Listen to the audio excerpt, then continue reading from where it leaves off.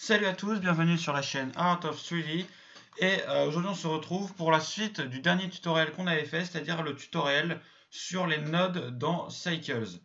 Et bien écoutez, aujourd'hui nous allons voir le texturing avec Cycles et je vais essayer de vous montrer comment faire les meilleures textures possibles. C'est parti pour la première partie.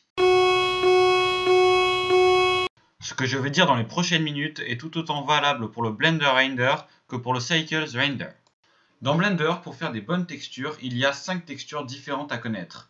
Le Diffuse Map, le Specular Map, le Displacement Map, le Normal Map et l'Occlusion Map. Sachant que je trouve que l'Occlusion Map est assez obsolète, je trouve qu'il n'est pas très utile. Donc moi je vais surtout vous montrer comment mettre les 4 autres en œuvre, car ce sont les plus importants.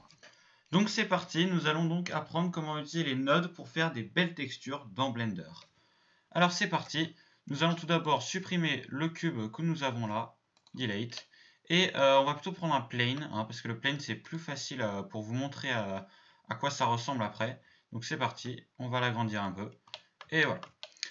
Nous allons passer donc en Cycles Render ici, sachant que le moteur de rendu cycle est surtout un moteur de rendu pour faire des choses réalistes. Donc ce que je vais vous montrer c'est pour faire des textures réalistes. Donc c'est parti. On va aller donc dans le Node Editor. Et voilà. Donc nous allons sélectionner notre plan. Et on va faire New. C'est parti. Donc pour faire des textures, pour faire les différentes textures dont je vous ai parlé, vous allez avoir besoin d'un logiciel qui s'appelle Crazy Bump Map. Je vous invite à le télécharger. Il est gratuit. Il est très bien. Simple d'utilisation.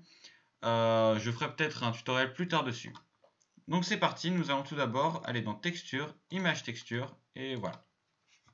Nous allons le modifier, le multiplier 4 fois, non, 3 fois, étant donné que nous ne verrons pas l'occlusion map, puisque je le trouve complètement inutile, et parce que il est, comment dire, disons que il est tellement inutile que moi personnellement je ne le mets jamais. Donc c'est parti, on va commencer donc par le diffuse map. On va se mettre en vue de haut et en mode rendered. Open. Alors, pour moi, c'est où? C'est dans User, Maxime, Document. Où est-ce que c'est Document? Et Texture. Ok, alors qu'est-ce que je veux comme texture? Je veux du métal. Ah, ça me paraît bien ça. Ah oui, c'est nickel ça. Donc on va prendre le Diffuse Map. Voilà, on a pris le Diffuse Map et on va le mettre dans le Diffuse ici.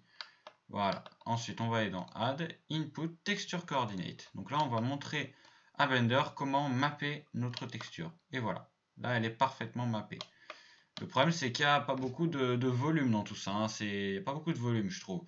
Donc, on va lui donner du volume en faisant en sorte que les ombres soient bien gérées.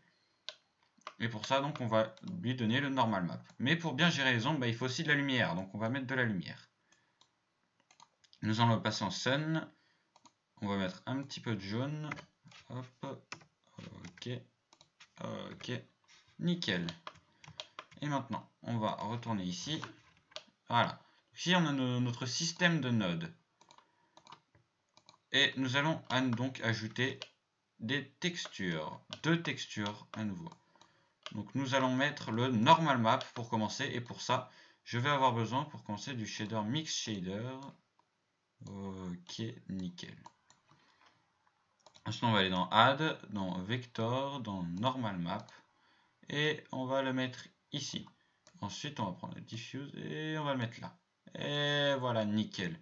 Donc là, nous avons notre Normal Map et on va pouvoir lui donner son strength, donc sa force. Ok, on va le mettre en Non-Color Data. Alors ça, honnêtement, vous n'êtes pas non plus obligé de le mettre en Non-Color Data. Ça dépend de vos préférences. Personnellement, je ne le mets pas tout le temps parce que parfois, je me rends compte que le résultat est mieux sans le Non-Color Data.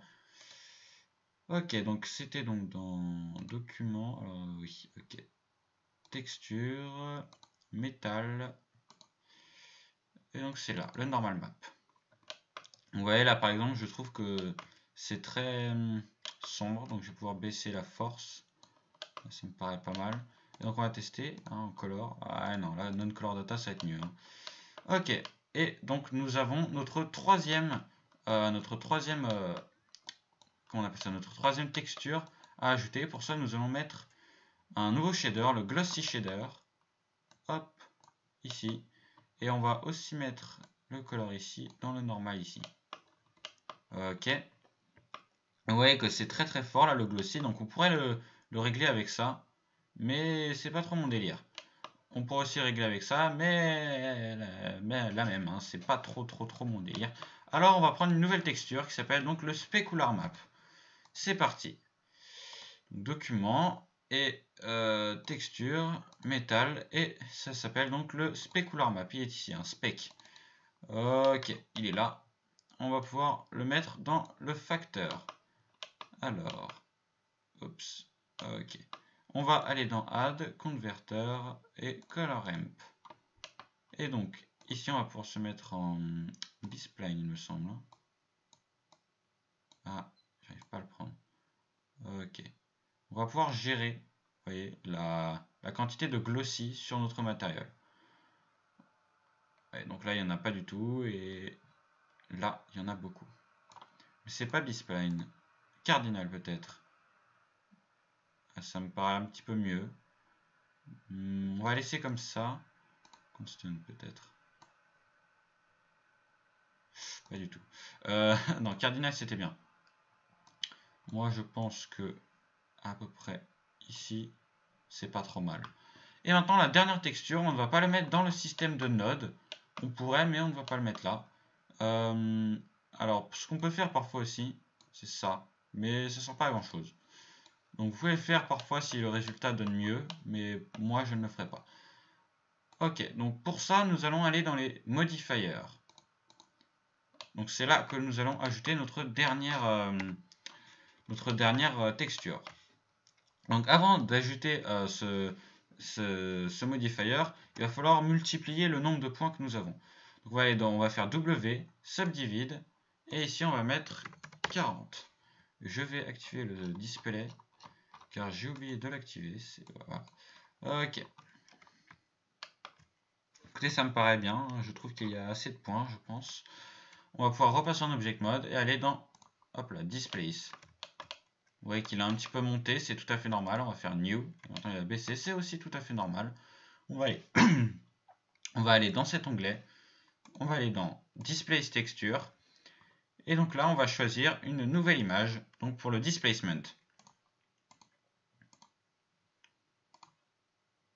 Hop, et donc on va prendre le displacement map. Et voilà, bon, il a énormément bougé, c'est tout à fait normal. On va revenir dans cet onglet là, et on va baisser ça.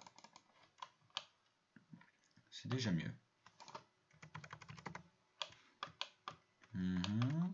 On va encore multiplier le nombre de points. Ok. Voilà, vous voyez, là c'est extrêmement bien fait le displacement. Hein. Là il est nickel le displacement. Il est nickel. Ok, parfait, parfait, parfait. Et maintenant, voyons voir ce que ça donne donc en en rendu donc. C'est magnifique. C'est très joli. Peut-être monter un petit peu ça. Ouh là.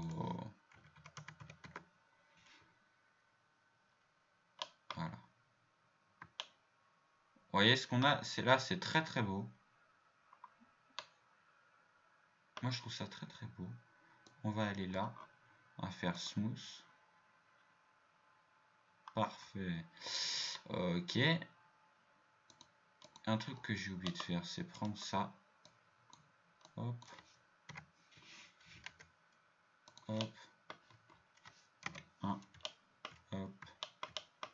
CTRL ALT 0. Hop. Rendered. Et donc là, nous avons un matériel très très beau. Il n'est pas nickel, j'ai envie de vous dire, mais il est très beau. Il suffit d'aller toucher un petit peu les valeurs pour changer le matériel. C'est aussi donc l'un des avantages de Blender, c'est qu'on peut faire d'excellentes textures. Mais parfois elles peuvent finir par être très lourdes, hein, parce que là vous voyez on a dû rajouter un certain nombre de points à un plan qui à la base n'avait que 4 points. Et donc là il doit en avoir au moins 400, ou peut-être pas 300. Mais il en a un sacré paquet.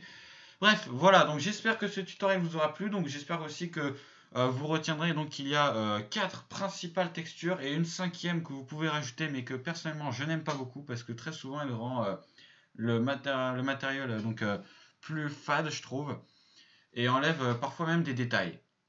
Bref, j'espère que ça vous aura plu. Je vous dis donc à la prochaine fois pour un tutoriel.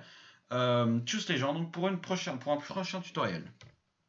Avant de finir cette vidéo, je voudrais faire une mention spéciale à la chaîne Blender Guru, qui est sans doute la seule chaîne à avoir fait une vidéo compréhensible de comment faire des textures dans Blender. C'est en anglais, donc si vous avez des problèmes en anglais, mettez les sous-titres ou je sais pas, faites quelque chose. Mais sachez que cette chaîne est vraiment bien. Elle vous apprend à faire tout ce qui est possible dans Blender. Et en plus, il explique vraiment super bien. Voilà, allez, maintenant je vous dis tchuss après cette petite pub donc pour cet utilisateur de Blender qui est vraiment génial.